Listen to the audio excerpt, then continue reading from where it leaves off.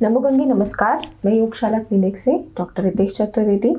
आज हम एक और नए टॉपिक पर डिस्कस करना पसंद करेंगे, वो है आर्थराइटिस, जिसको हम गठिए का दर्द भी कहते हैं। ये गठिए का दर्द होता है जो ये कई प्रकार का हो सकता है, जैसे कि ये आमवात भी हो सकता है जिसको हम रूमेटॉइड आर्थराइटिस कहते हैं। ये ओए भी हो सकता है जिसको हम ऑस्टियोआर्थराइटिस, या फिर हम इसको भी कह सकते हैं कि ये वात व्याधि हो सकती है, या फिर हम इसको शियाटिका ग्रंथिसी भी बोल सकते हैं, क्योंकि ये कभी एक जगह पे नहीं होता कि हम इसको कह दें कि ये घुटने का दर्द है, कि ये हमारे पीठ का दर्द है, कमर का दर्द है। कभी कभी ये हमारे ग्रीवा और जिसको हम पीठ कहते हैं उसके दर्द के अलावा भी हो सकता है, जैसे उंगलियों के जोड़ों में दर्द होता है। तो हम इसको कैसे समझेंगे कि कौन सा दर्द किस जगह का है और कैसे हम अपनी नॉर्मल लाइफ में इसको अब हम अपना चेंजेस कर सकते हैं। तो आइए हम बात करते हैं सबसे पहले रूमेटॉइड आर्थराइटिस की, जिसको हम आमवात कहते हैं। आमवात क्या होता है? ये रूमेटॉइड आर्थराइटिस आजकल 50% पीपल, ऑलमोस्ट जितने भी एजेड लोग होते हैं वो रूमेटॉइड आर्थराइटिस के शिकार होते हैं। सबसे पहले हमें ये जानना है कि ये एक ऑटो इम्यून डिसऑर्डर है, बट आयुर्वेद में इसको आम चिकित्सा के अंदर भीतरी इसको ट्रीट किया जाता है।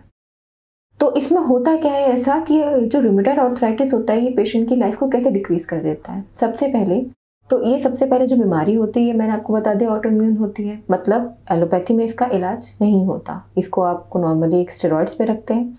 आयुर्वेद में हम इसमें बालू का स्वेदन करवाते हैं, हम आम पाचन और दीपनीय औषधियाँ देते हैं, जिससे कि पेशेंट का आम खत्म हो जाता है और उसके बाद धीरे धीरे पेशेंट प्रोग्रेसिवली आगे इस बीमारी को खत्म कर सकता है। आइए हम बात करते हैं आमवात पे। इसमें क्या होता है आमवात में कि जो पेशेंट होता है वो नॉर्मली कंप्लेन करता है कि उसके छोटे छोटे जोड़, मतलब जैसे ये हाथों के मेटाफेरेंजियल जॉइंट्स भी बोलते हैं इनको, इसमें पेन होता है। सुबह उठकर खासकर इसको मॉर्निंग स्टिफनेस की शिकायत होती है। मतलब सुबह उठते ही इसको ऐसा लगता है कि इसके जोड़ों में अकड़न है, खास करके छोटे जोड़ों में अकड़न होती है। ठीक है, आगे आगे ये छोटे जोड़ से लेकर बड़े जोड़ों तक भी पहुंच जाता है। इसके बाद इसकी कंडीशन बढ़ती जाती है और पेशेंट को ऐसा हो जाता है कि वो बेड रिडन हो जाता है। पेशेंट उठ नहीं पाता उसके बाद, क्योंकि उसका दर्द इतने बढ़ जाता है। ठीक है, अब हम इसमें साइन और सिम्टम्स मैंने आपको बता दिए। अब हम इसके जाते हैं ट्रीटमेंट पे। सबसे पहले हम ट्रीटमेंट में उसका ये शुरू करवाते हैं कि उसकी डाइट ठीक कराते हैं, क्योंकि आयुर्वेद में इसका इलाज एक ही से है, वो है दीपनीय और पाचनीय औषधियों के द्वारा। ठीक है, तो सबसे पहले हम उसका आम पाचन करवाएंगे। उसके बाद हम उसको सीधे योगा या फिर व्यायाम के लिए नहीं भेजेंगे। उसको सबसे पहले हम तेल बिना लगाए उसका बालू का स्वेद करवाएंगे, जिसको हम सूखा स्वेदन कहते हैं। उससे पेशेंट को बहुत आराम मिलता है। और जैसे कि खाना हो गया, ये राजमा चावल, छोले, या फिर ऐसा कोई भी खाना जो बाहर का, पिज़्ज़ा, बर्गर, ये सब हम उसका बंद करवाते हैं। उसको मूंग की दाल का पानी और यूश और यवागु का सेवन कराया जाता है। उसको फल वगैरह खाने के लिए बोला जाता है, ताकि उसकी आगे जो प्रोग्रेस है वो अच्छी हो सके। तो ये हो गया हमारा आमवात। इसके बाद हम डिस्कस करते हैं ओए, मतलब ऑस्टियोआर्थराइटिस। ऑस्टियोआर्थराइटिस का जो पेशेंट होता है, इसकी बेसिकली बहुत रीजंस हो सकते हैं। या तो वो ओवरवेट पेशेंट है, जैसा कि मैंने आपको पहले बताया, ओबेसिटी, जिसके कारण वो काम करने का इच्छुक नहीं होता। ये एक डीजेनरेटिव डिसऑर्डर होता है, ये अपने आप बोन्स के अंदर प्रोग्रेस करता है और धीरे धीरे एज के साथ बढ़ता जाता है। ये जॉइंट्स के अंदर एक फ्रिक्शन पैदा करता है, जिसके कारण वहाँ की जो कार्टिलेज होती है वो ख़त्म होने लगती है और फ्रिक्शन बढ़ते बढ़ते पेशेंट के जॉइंट्स में बहुत पेन होने लगता है। हम कई बार पेशेंट को इसमें सबसे पहले वेट लॉस कराते हैं, क्योंकि अगर उस वजह से इनके वेट बढ़ा हुआ है और इनको दिक्कत है, तो सबसे पहले उसका इलाज होना सबसे पहले ज़रूरी है। इसमें हम पेशेंट को पेन किलर, जो कि एलोपैथ में दिया जाता है, हमारे में ऐसा कुछ नहीं होता।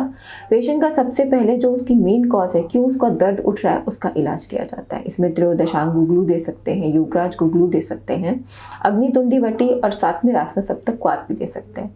इसके अलावा हम डाइट चेंजेस तो करना ही पड़ेगा हमें, तो वही मूंग की दाल, यवागु और यूश का पान कराना है।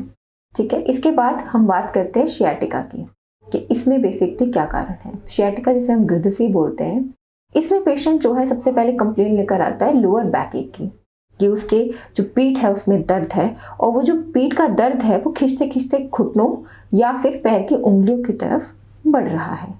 लेकिन हम सिर्फ ये नहीं बोल सकते कि वो जो शियाटिका है, जो ग्रदृषि है, वो कुछ क्रोष्टुक शीर्ष जिसको हम बोलते हैं अपने आयुर्वेद में, उससे लिंक नहीं हो सकता। पर जो शियाटिका का पेशेंट होता है वो इतना सफरिंग पेशेंट होता है कि अगर उसके पैरों में झुंझुनाहट आनी शुरू हो जाती है तो इसको हम सीधे शियाटिका या फिर ग्रदृषि में ले सकते हैं। इसमें पेशेंट को सबसे पहले स्नेहन कराना होता है, उसका अभ्यंग कराना होता है, उसके बाद उसका स्वेदन कराना होता है और साथ में वही पेन किलर्स जैसे कि त्रयोदशांग दे सकते हैं। साथ में लोकल एप्लीकेशन में महानारायण तेल, पंचकुंद तेल दे सकते हैं, बला अश्वगंधा लक्षादि तेल भी दे सकते हैं, जिससे हल्का गर्म करके पेशेंट अपने पैरों में मसाज कर सकता है। इसके साथ अगर हम पंचकर्मा में देखें तो इन तीनों ही बीमारियों का, ग्रदृषि हो, आम बात हो, आम बात में बेसिकली बाल का स्वेद कराते हैं तो उसमें हम तेल का यूज रहने देते हैं क्योंकि वो आम की डिजीज है। पर बाकी जितने भी बैक एक हो, चाहे ग्रीवा का पेन हो, चाहे कहीं भी जॉइंट का पेन हो, अगर वो आम बात नहीं है तो हम स्नेहन से तेल की मालिश से ही उसे सही कर सकते हैं। उसमें हम कटी बस्ती भी करा सकते हैं, उसमें हम नॉर्मली मात्रा बस्ती का भी योग या फिर योग बस्ती का भी यूज करा सकते हैं। बाकी आज के लिए इतना ही, धन्यवाद। नमो गंगे, नमस्कार।